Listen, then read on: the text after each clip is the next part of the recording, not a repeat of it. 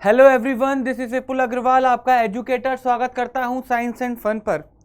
तो बच्चों, आज के इस इकोनॉमिक्स के लेक्चर में हम लोग स्टार्ट करने वाले हैं इलास्टिसिटी ऑफ डिमांड, जो कि बहुत ही ज़्यादा इंपॉर्टेंट टॉपिक है माइक्रो इकोनॉमिक्स का। ठीक है, प्रैक्टिकल चैप्टर है, कैलकुलेशन ज़्यादा है इस चैप्टर के अंदर। तो बेसिकली हम लोग क्या करेंगे, हम लोग आज के लेक्चर में पहले इलास्टिसिटी ऑफ डिमांड को समझेंगे, एक दो एग्जाम्पल्स करेंगे उसके, ताकि हमें इलास्टिसिटी का मतलब समझ में आ जाए कि आउटपुट क्या निकलता है। ठीक है, देन बच्चों उसके बाद हम लोग नेक्स्ट अपने इस लेक्चर में मेनली हम इलास्टिसिटी को समझेंगे। फिर देन इसके बाद जो नेक्स्ट लेक्चर होगा, जो हमारा लास्ट लेक्चर भी होगा, उसके अंदर हम लोग बाकी बचे टॉपिक्स को समझेंगे, और साथ ही साथ बच्चों हम लोग प्रैक्टिकल्स भी करेंगे, क्वेश्चंस भी करेंगे। तो प्लीज़ इस वाले लेक्चर को और इसके बाद वाले जो लेक्चर अपलोड होगा उसको प्लीज़ बहुत ध्यान से देखिएगा, अपने फ्रेंड्स के साथ शेयर करिएगा, लाइक करिएगा इस वीडियो को, और हमारे चैनल को सब्सक्राइब जरूर करिएगा। और एक बच्चों बात और जो आपके लिए अच्छी बात है क्या, कि आप अब हमारे नोट्स को, जो हमारी पीपीटीज हैं, जो हमारे हैंड रिटन नोट्स हैं, आप उन्हें आसानी के साथ जाकर साइंस एंड फन के ऐप से डाउनलोड कर सकते हैं। तो बच्चों चलिए फिर आज का हम लोग लेक्चर स्टार्ट करते हैं कि sir what do mean by elasticity of demand. Elasticity of demand क्या होता है? बच्चों, इलास्टिसिटी ऑफ डिमांड को समझने से पहले एक बार हम लॉ ऑफ डिमांड को समझते हैं। लॉ ऑफ डिमांड क्या कहता था, क्या एक दो बातें थी लॉ ऑफ डिमांड में, उसको हम लोग देखते हैं और उसी के बेसिस पे हम लोग इलास्टिसिटी को समझेंगे। अगर हम बच्चों लॉ ऑफ डिमांड की बात करें, तो लॉ ऑफ डिमांड करता क्या था? लॉ ऑफ डिमांड करता क्या था? वो हमें डायरेक्शन बताता था, यानी कि उसका एक फीचर था क्या, qualitative not quantitative. Qualitative not quantitative का क्या मतलब था? सर लॉ ऑफ डिमांड हमें क्या बताता था? डायरेक्शन बताता था। क्या बताता था? डायरेक्शन बताता था। सर किस चीज की डायरेक्शन बताता था? डायरेक्शन बताता था अगर हमारा प्राइस फॉल होगा तो डायरेक्शन बताएगा कि डिमांड फिर अपवर्ड जाएगा या फिर डाउनवर्ड जाएगा। तो लॉ ऑफ डिमांड बोलता था प्राइस कम हो रहा है तो डिमांड का इंक्रीज होगा, यानी कि प्राइस अगर डाउनवर्ड जा रहा है तो डिमांड अपवर्ड जाएगा, प्राइस का डायरेक्शन नीचे है तो डिमांड का डायरेक्शन ऊपर रहेगा। And on the other hand अगर प्राइस का डायरेक्शन ऊपर है तो डिमांड का डायरेक्शन नीचे रहेगा। ये हमारा लॉ ऑफ डिमांड बोलता था। इनवर्स रिलेशन बताता था quantity demanded of a commodity and it's price में। ठीक है, उसके प्राइस में, प्राइस कम डिमांड ज़्यादा, प्राइस ज़्यादा डिमांड कम, बस इतनी बात बताता था। तो इसको इसी वजह से क्वालिटेटिव बोलते थे, क्योंकि ये बस खाली क्या बताता था? डायरेक्शन बताता था। क्या बताता था? डायरेक्शन बताता था। इससे ज़्यादा कुछ भी नहीं बताता था कि सर अगर प्राइस बढ़ेगा तो डिमांड कम होगा, बस इतनी बात बताता था। ये नंबर्स नहीं बताता था कि किस नंबर्स में, यानी कि अगर प्राइस में कुछ चेंज आएगा तो डिमांड में कितना चेंज आएगा। ये सर क्वांटिटी को नहीं बताता था, ये क्वांटिटी को नहीं बताता था, मैग्नीट्यूड को नहीं बताता था कि अगर प्राइस में 10% चेंज है तो डिमांड में कितना परसेंट चेंज आएगा, ये इस चीज़ को नहीं बताता था। तो सर फिर क्वांटिटी को कैसे पता करेंगे, क्योंकि क्वांटिटी तो वेरी इंपॉर्टेंट है पता करना। ठीक है, तो सर क्वांटिटी बताएगा कौन? फिर क्वांटिटी बताएगा कौन? क्वांटिटी बताएगा elasticity of demand. Elasticity of demand. एक क्वेश्चन जो अराइज होता था क्या, कि how much quantity is to be changed, कि प्राइस में चेंज आया, चलो ठीक है, प्राइस के चेंज में आने की वजह से कितनी, how much quantity is to be changed just due to the change in price. ये हाउ मच वाला जो क्वेश्चन था ना, उस क्वेश्चन को फिलफिल कौन करेगा? इलास्टिसिटी ऑफ डिमांड फिलफिल करेगा। तो इलास्टिसिटी ऑफ डिमांड की काफ़ी रेलिवेंस है, यानी कि अगर हम लोगों को पता करना है कि प्राइस में चेंज आने की वजह से डिमांड में कितना चेंज आ रहा है, प्राइस में चेंज आने की वजह से डिमांड में कितना चेंज आ रहा है, तो उसको बोलते हैं क्या हम लोग, है ना, उसको बोलेंगे इलास्टिसिटी ऑफ डिमांड। अब आइए इसको देखते हैं फिर आगे। Elasticity of demand refers to the percentage change in demand for a commodity with respect to percentage change in any of the factors affecting demand for that commodity. Sir क्या मतलब है इसका? इसका मतलब ये है कि सर प्राइस को चेंज करने वाले फैक्टर्स कौन कौन से हैं, प्राइस को चेंज करने वाले फैक्टर्स कौन कौन से, पहले एक बार इस चीज़ को समझते हैं। सॉरी, डिमांड को चेंज करने वाले, अगर मैं डिमांड की बात करूं तो डिमांड किसके ऊपर डिपेंडेंट थी? सर कुछ फैक्टर्स थे, कौन कौन से?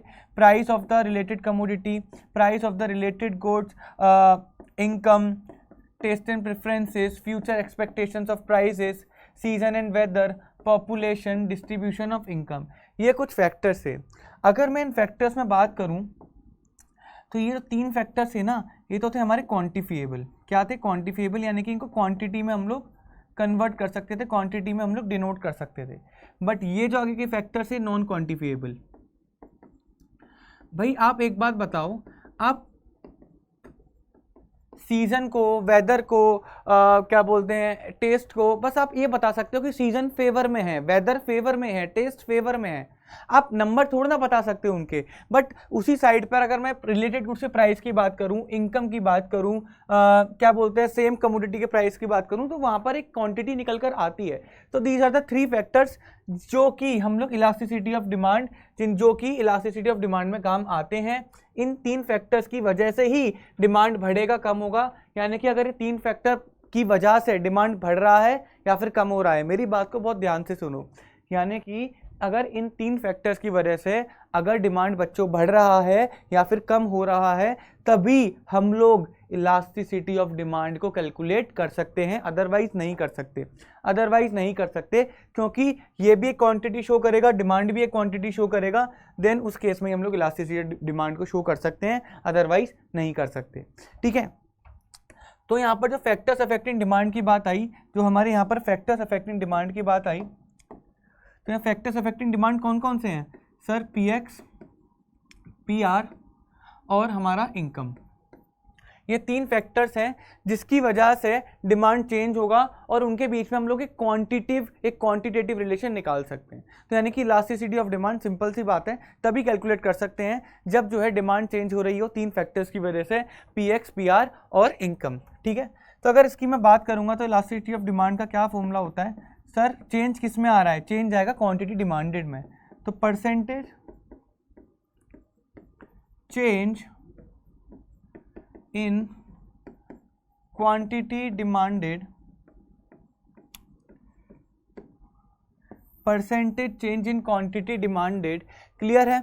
अब ये जो चेंज आ रहा है वो किसकी वजह से आ रहा है? यानी कि ये तो इंपैक्ट हुआ। अब इंपैक्ट का रीजन क्या है? रीजन है sir factors affecting demand. Percentage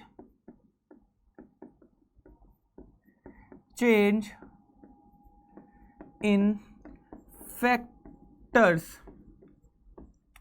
affecting demand, factors affecting demand. तो ये जो फैक्टर्स अफेक्टिंग डिमांड है ना, वो 3 मैंने बताए थे खाली, पीएक्स, पीआर और इनकम। और बच्चों गुड न्यूज़ ना एक ये है, गुड न्यूज़ एक है ये, ध्यान से देखना कि जो आपके सिलेबस में है वो खाली पीएक्स है, जो आपके सिलेबस में है वो खाली पीएक्स है, और पीआर और वाई ये आपके सिलेबस से बाहर हैं, ये आउट ऑफ सिलेबस है। तो आपको ना इलास्टिसिटी का मतलब समझ में आ गया होगा कि इलास्टिसिटी मतलब एक रिलेशन निकालना फैक्टर्स में और क्वांटिटी डिमांडेड में जो चेंज होते हैं ना, कि फैक्टर्स की वजह से क्वांटिटी में कितना चेंज आया, उनके बीच में क्वांटिटी रिलेशन निकालना, वो आप निकाल सकते हैं। वो पॉसिबल तभी होगा, यानी कि इलास्टिसिटी पॉसिबल तभी होगा जब क्वांटिटी डिमांडेड इन 3 फैक्टर्स की वजह से चेंज हो रही हो। अब इन 3 फैक्टर्स में से जो आपको पढ़ना है वो खाली पीएक्स पढ़ना है, क्योंकि पीआर और PY, price of the related goods and income, आपके सिलेबस से बाहर है। तो ये आपके लिए गुड न्यूज़ है, तालियां बजा देना इस बात पर। ठीक है बच्चों, अब हम लोग आगे देखते हैं। आइए, price elasticity of demand, when the quantity demanded is changed, when the quantity demanded is changed due to the change in price। ठीक है, और उसके बीच में क्वांटिटी रिलेशन जब हम लोग फाइंड आउट कर लेंगे उसको बोलते हैं बच्चों क्या? Price elasticity of demand. यानी कि हम जो रिलेशन निकालने वाले हैं वो क्वांटिटी डिमांडेड और प्राइस के बीच में निकालने वाले हैं। बस हम लोग, बस हमारे सिलेबस में बस इतना ही है जो हम पढ़ने वाले हैं। ठीक है, आओ इस फॉर्मूले को दोबारा से लिखते हैं प्राइस की फॉर्म में, जब क्योंकि हमें तो अब खाली प्राइस को पढ़ना है, तो प्राइस की फॉर्म में दोबारा देखते हैं और फिर इस फॉर्मूले को समझते हैं। ईडी का मतलब क्या हुआ बच्चों? Elasticity of demand.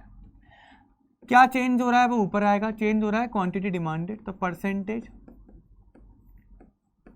Change in quantity demanded, वो डिनोमिनेटर में आएगा।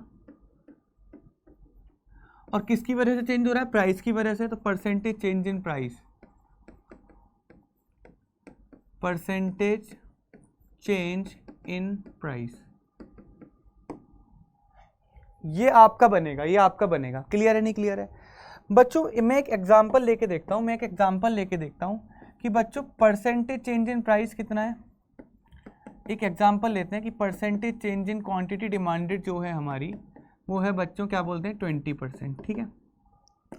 और परसेंटेज चेंज इन प्राइस कितना है 10%। अगर मैं इसे इलास्टिसिटी ऑफ डिमांड को कैलकुलेट करूं तो क्या निकल कर आएगा 20% डिवाइडेड बाई 10%, इसका मतलब 2। कितना निकल कर आएगा स्टूडेंट्स 2 निकल कर आएगा। तो इलास्टिसिटी ऑफ डिमांड कितनी निकल कर आई मेरी 2 निकल कर आई। अब ये 2 क्या बताता है, ये 2 मेरे को बताता है कि अगर प्राइस में 1% चेंज होगा तो डिमांड में 2% चेंज होगा, यानी कि उसका दुगना 2 टाइम्स। अगर प्राइस में 3% चेंज होगा तो डिमांड में 6% चेंज होगा, उसका 2 टाइम्स। अगर सर प्राइस में 1% चेंज हुआ तो सर डिमांड में कितना होगा 2% होगा। अगर प्राइस में 2% चेंज हुआ तो डिमांड में कितना होगा 4% होगा। अगर प्राइस में 3% चेंज हुआ तो डिमांड में 6% होगा। इसी तरीके से अगर मैं देखूं बच्चों, जब प्राइस में 10% चेंज हुआ तो डिमांड में 20% चेंज हुआ। तो एक्चुअली क्या बता रहा है कि प्राइस में कितना परसेंट चेंज हो रहा है उसके अकॉर्डिंग डिमांड रेस्पॉन्ड कर रहा है। बात को ध्यान से सुनो मेरी, और कमेंट बॉक्स में लिखना भी इस शब्द को कि सर प्राइस में चेंज होने की वजह से डिमांड भी रेस्पॉन्ड कर रहा है, ठीक है। डिमांड भी रेस्पॉन्स दे रहा है। और यहां पर डिमांड का रेस्पॉन्स क्या है, यहां पर डिमांड का रेस्पॉन्स ये है कि प्राइस अगर तू 1% चेंज होगा तो मैं 2% चेंज दूंगा, अगर तू 2% चेंज होगा तो मैं 4% चेंज दूंगा।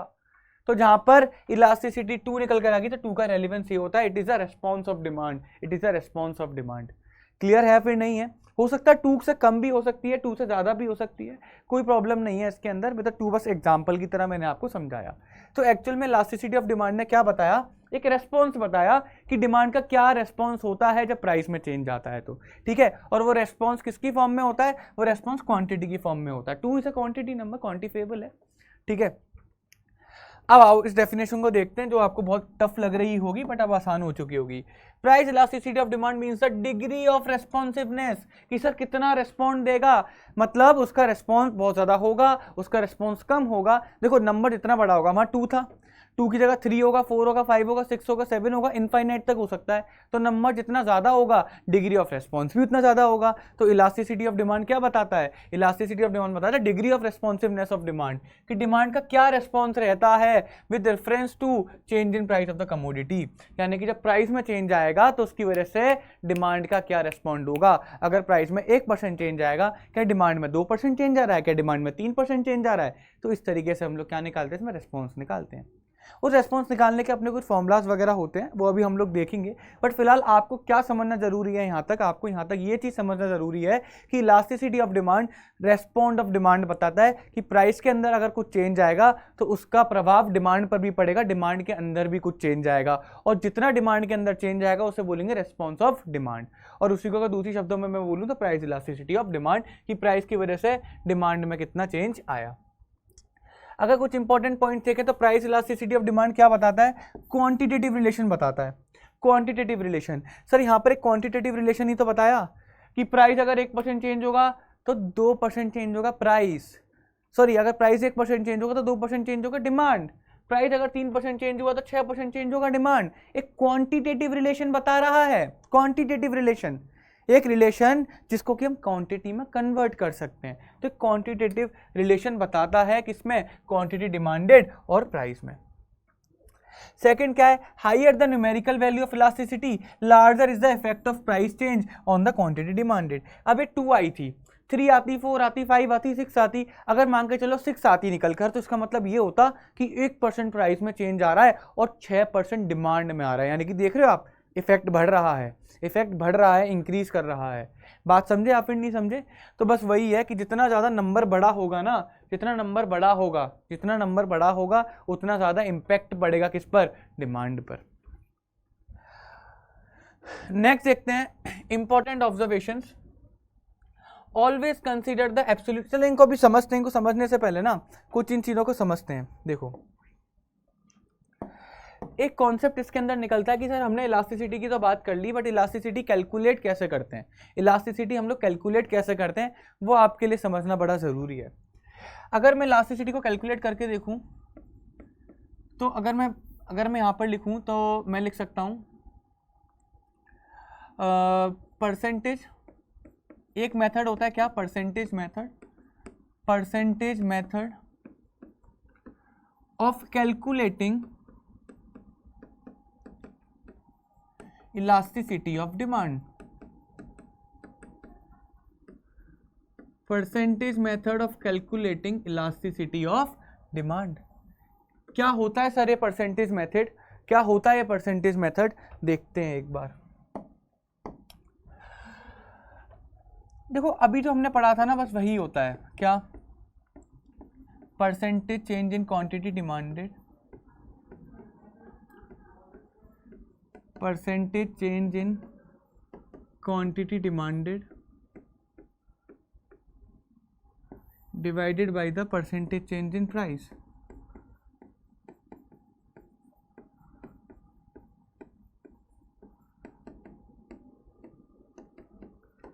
Percentage change in quantity demanded divided by the percentage change in price.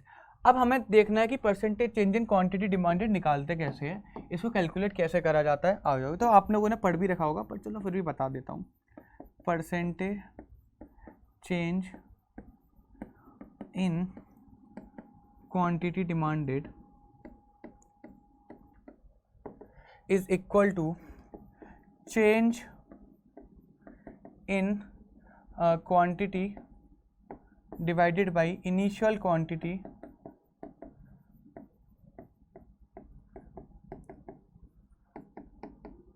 into 100।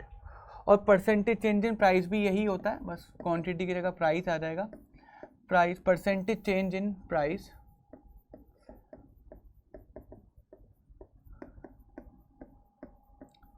Percentage change in price is equal to change in price divided by initial quantity, initial price।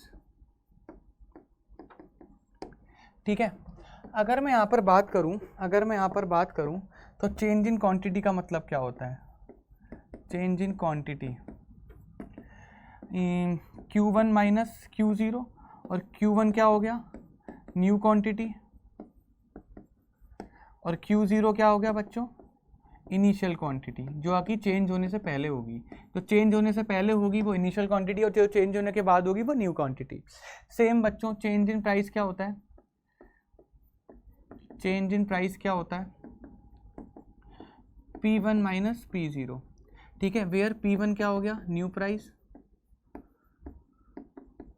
और P0 बच्चों क्या हो गया हमारा, initial price, initial price. Okay students, तो आप लोगों को समझ में आ गया होगा कि जब हमें निकालना हो percentage change in quantity demanded तो Q1 minus Q0 divided by Q0 into 100, और अगर हमें निकालना हो परसेंटेज चेंज इन प्राइस तो P1 minus P0 divided by P0 into 100। इससे हमारे इस फॉर्मूले से यूज़ करके हमारा ये चीज़ निकल कर आ जाएगी। अब बच्चों इसके ऊपर एक क्वेश्चन कर लेते हैं जिससे आप लोगों को और आसानी हो जाएगी समझने में। आओ स्टूडेंट इसके ऊपर एक क्वेश्चन कर लेते हैं जिससे आपको और समझने में आसानी हो जाएगी। क्वेश्चन देखना, calculate price elasticity when price falls from ₹10 to ₹9 due to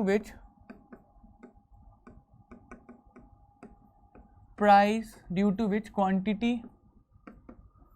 increases from 100 units to 130 units. अब इसका मुझे क्या निकालना है, इलास्टिसिटी ऑफ डिमांड निकालना है। तो बच्चों सॉल्यूशन देखते हैं इसका, बच्चों क्या देखते हैं, सॉल्यूशन देखते हैं। एक चीज चेक करो, क्या प्राइस कम होने की वजह से 10 रुपये से 9 रुपये हुआ, क्या क्वांटिटी डिमांडेड इंक्रीज हो रहा है, हो रहा है। तो ठीक है, कैलकुलेट करते हैं, आ जाओ। सबसे पहले तो फाइंड आउट करो कि क्वेश्चन के अंदर हमें इंफॉर्मेशन क्या क्या गिवन है। सर प्राइस P1 कितना है, यानी कि न्यू प्राइस कितना है, P0 कितना है, यानी कि इनिशियल प्राइस कितना है, Q1 कितना है और Q0 कितना है। सर इनिशियल प्राइस मतलब जो प्राइस चेंज होने से पहले था, चेंज होने से पहले 10 था, तो मैं यहाँ पे क्या लिख दूंगा स्टूडेंट्स, 10 लिख दूंगा, ठीक है। Q0 क्वांटिटी चेंज होने से पहले 100 थी और चेंज होने के बाद 130, तो न्यू क्वांटिटी 130 और प्राइस चेंज होने के बाद कितना था, 9 था। क्लियर है, आ जाओ करते हैं। हमें क्या क्या चीज़ें निकालनी है इसके लिए, पहला निकालना है क्या, परसेंटेज चेंज इन प्राइस, या फिर क्वांटिटी निकाल लेते हैं, चलो percentage change in quantity. Percentage change in quantity में मैंने क्या बताया था आप लोगों को, change in price divided by change in quantity divided by initial quantity, यहाँ पर भी बच्चों बाय 100 आएगा, ठीक है। तो यहाँ पर अगर मैं चेंज इन प्राइस की बात करूँ तो P1 माइनस P0 बोल सकता हूँ, और इनिशियल प्राइस क्वांटिटी की बात कर रहे हैं ना, तो Q1 minus Q0 divided by Q0 into 100 बोल सकता हूँ, है ना। और जब इसको चेंज करा जाएगा तो Q1 माइनस Q0 हो गया 130 माइनस 100 डिवाइडेड बाई Q0 कितना है 100 इंटू 100, तो 30% निकल कर आया, तो यानी कि परसेंटेज चेंज इन क्वांटिटी कितना है स्टूडेंट्स, 30% है। और दूसरी साइड अगर मैं परसेंटेज चेंज इन प्राइस निकालूंगा तो परसेंटेज चेंज इन प्राइस कितना है, same P1 minus P0 change in price divided by initial price into 100, change in price कितना है 9 minus 10 divided by 10 into 100। Sir ये माइनस का 10% आ रहा है, ये माइनस का 10% आ रहा है, ठीक है। तो इलास्टिसिटी ऑफ डिमांड कितनी निकल कर आई students, change in price upon change in quantity demanded upon change in price, percentage change in quantity demanded divided by percentage change in price. तो मैं बोल सकता हूँ, नहीं बोल सकता, 30% डिवाइडेड बाई माइनस का 10%, तो मेरी इलास्टिसिटी ऑफ डिमांड कितनी निकल कर आई, -3। कितनी निकल कर आई स्टूडेंट्स, -3। कोई प्रॉब्लम इसमें, कोई दिक्कत। तो इस तरीके से हम लोग परसेंटेज मेथड का यूज़ करेंगे। एक और एग्जांपल मैं आप लोगों के सामने रखना चाहता हूँ, देखो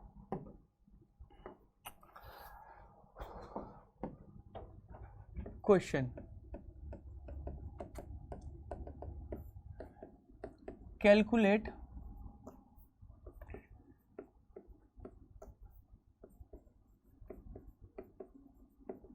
elasticity of demand when price increases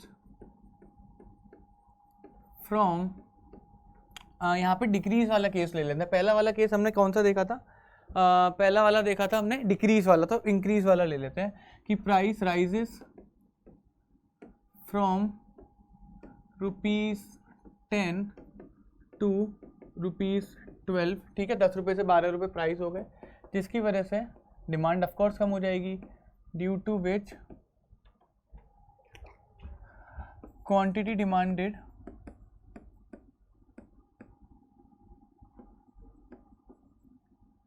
falls from 100 units to 90 units. कहने का मतलब हमें क्या निकालनी है, प्राइस इलास्टिसिटी ऑफ डिमांड निकालनी है। बोला गया है प्राइस जो है 2 रुपये से बढ़ गए हैं, 10 से 12 हो गए हैं, और जिसकी वजह से क्वांटिटी डिमांडेड 100 यूनिट से 90 यूनिट हो चुकी है, ठीक है। हमारा लॉ ऑफ डिमांड इस पर लग रहा है, सीधा सीधा सॉल्यूशन निकालो। इसको थोड़ा सा तेज करूंगा क्योंकि मुझे एक चीज़ आप लोगों को बतानी है इसमें, बड़ी इंपॉर्टेंट सी, ठीक है। अगर इसमें मैं ढूंढूं तो P1 बच्चों बताओ कितना है, P1 है मेरा 12 है, क्योंकि प्राइस चेंज होने के बाद कितना है 12 रुपये, और P0 कितना था, चेंज होने से पहले 10 रुपये था, और क्वांटिटी चेंज होने के बाद कितनी है 90, और क्वांटिटी चेंज होने से पहले कितनी थी 100। क्लियर है, नहीं क्लियर है। अगर हम लोग यहाँ पर देखें, मैं निकालता हूँ percentage change in price, percentage change in price क्या होता है, P1 minus P0 divided by P0 into 100, तो 12 माइनस 10 डिवाइडेड बाई 10 इंटू 100 कितना हो गया 20%, है ना। और percentage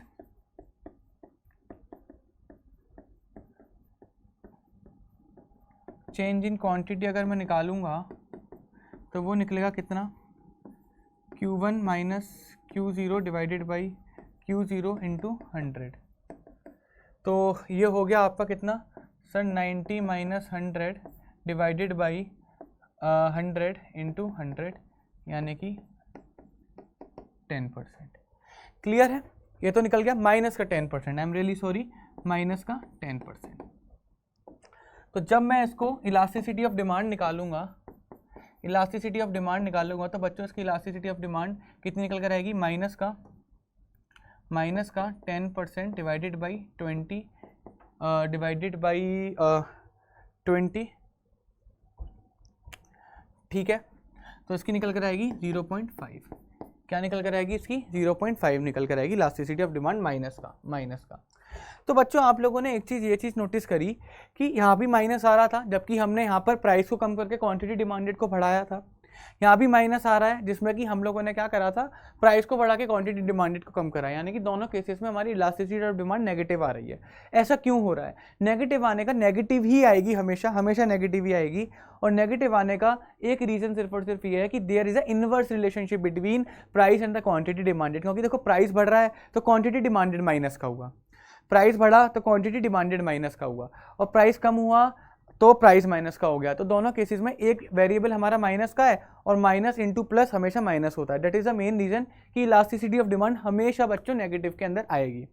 but there is a twist, and what is the twist? Always consider the absolute values. हमेशा हमें कौन सी वैल्यूज कंसिडर करनी है? Absolute values. कहने का मतलब बच्चों एक बात मेरे को बताओ कि इलास्टिसिटी ऑफ डिमांड एक गिवन है -2, और इलास्टिसिटी ऑफ डिमांड दूसरी गिवन है क्या बोलते हैं -3। मेरे को कमेंट बॉक्स में जल्दी से जल्दी कमेंट बॉक्स में मेरे को लिखकर बताओ, कमेंट बॉक्स में मेरे को जल्दी से लिखकर बताओ, चैट में लिखकर बताओ कि इनमें से बड़ा कौन सा है, इनमें से बड़ा कौन सा है? क्या elasticity of demand 1 is greater than elasticity of demand 2, या फिर elasticity of demand 1 is smaller than elasticity of demand 2? जल्दी से बच्चों बताओ, जल्दी से बताओ बच्चों। बहुत से बच्चे आंसर ना इसका क्या देंगे, ये वाला कि सर ऑफ कोर्स -2 जो होता है वो बड़ा होता है किससे? -3 से। हमें मैथ्स में तो यही सिखाया था।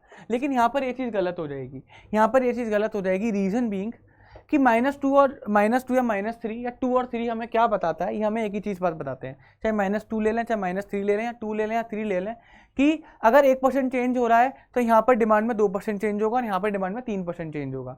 इलास्टिसिटी हमेशा माइनस में निकलती है, बात ही समझ में। लेकिन माइनस का मतलब ये नहीं है कि सर ये बड़ा हो जाएगा और ये छोटा हो जाएगा, सॉरी ये बड़ा होगा यही छोटा होगा, ये से इलास्टिसिटी ऑफ डिमांड बोलता है। क्यों? क्योंकि हम लोग एब्सोल्यूट वैल्यू लेते हैं, मतलब हम लोग -2 -3 नहीं लेंगे, हम लोग लेंगे बच्चों क्या? 2 और 3। हम नेगेटिव साइन को इग्नोर करते हैं जब हम कंपेयर करते हैं।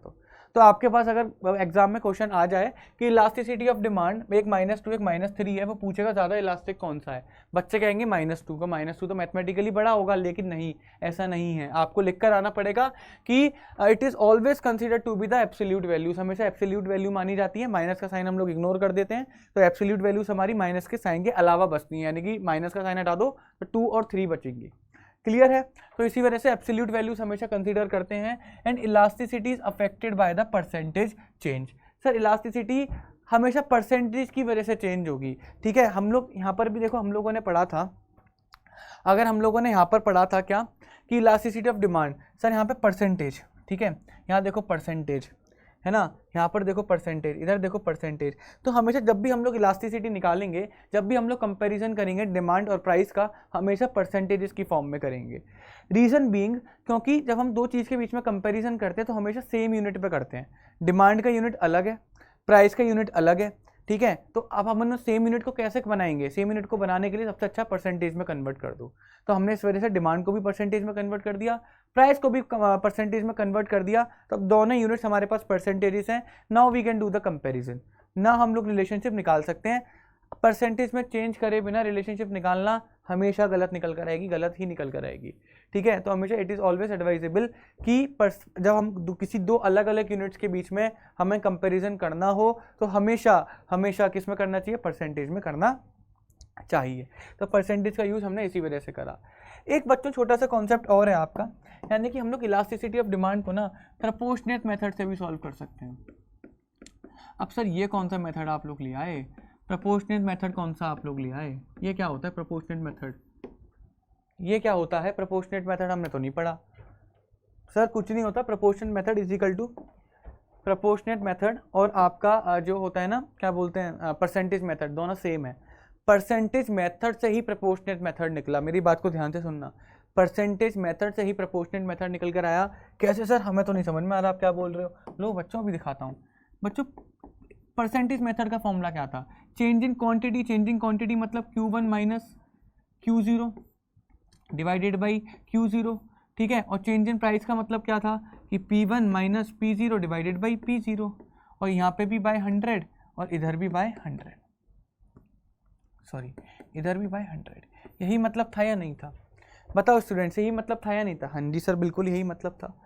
अब बच्चों मेरे को एक बात बताओ, मैं इसकी जगह पर डेल्टा क्यू लिख सकता हूँ नहीं लिख सकता, डेल्टा क्यू भी मतलब मेरे को क्या ही बताता है, चेंज इन क्वांटिटी बताता है, आपने पढ़ रखा होगा डेल्टा क्यू। और P1 माइनस P0 को मैं डेल्टा P लिख सकता हूँ नहीं लिख सकता, हाँ जी सर बिल्कुल लिख सकते हो आप। ऐसा भी लिख सकता हूँ कि मतलब चेंज इन क्वांटिटी को मैं डेल्टा क्यू लिख दूंगा, वो भी मेरे को सेम ही बात बोलेगा शॉर्ट में, है ना। अब आ जाओ, अब इसको ना हम लोग काटा पीटी स्टार्ट करते हैं। 0 से देखो 100 से 100 कट गया, 100 से 100 कट हो गया, तो हमारे पास क्या बचा, हमारे पास अगला स्टेप क्या बचा।